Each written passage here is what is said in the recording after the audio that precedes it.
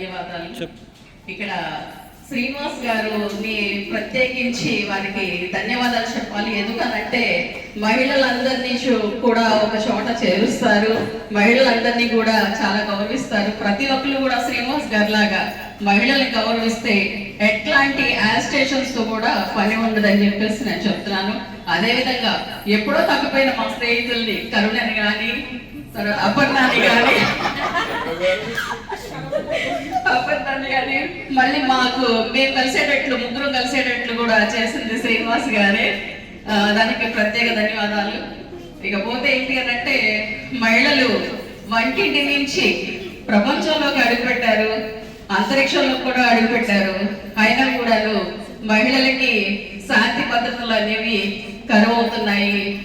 ఈ social media పుణ్యం అంట కొంత మంచి జరిగితే ఎక్కువ శాతం చెడే జరుగుతుంది. తల్లిదండ్రులు కూడాను పిల్లలు ఏమేం చేస్తున్నారనే వాటిపైన దృష్టి పెట్టి ఎక్కువగా వాళ్ళకి ఫోన్లు ఇవ్వడం కానీ టీవీలు చూడటం కానీ అట్లాంటివి కూడా తగ్గించే విధంగా పిల్లల్ని మోటివేట్ చేసుకుంటూ ఉండాలి. పిల్లలు ఒక గంట కనిపెడుతూ ఉండాలి. ఎందుకంటే వాళ్ళు కాబోయే మహిళా మనులు. ఈరోజు ప్రతి ఒక్కళ్ళు కూడా ఏంటి అంటే ఇంతకుముందు మన చిన్నప్పుడు మనం పెద్దల్ని చాలా గౌరవించేవాళ్ళం. కానీ ఈ సోషల్ మీడియా పుణ్యం అంట పిల్లలు పెద్దల్ని గౌరవించడమే మానేశారు. నాతో పాటు పోరాటాల్లో కూడాను తను కూడా పాల్గొంటూ ఉంటుంది.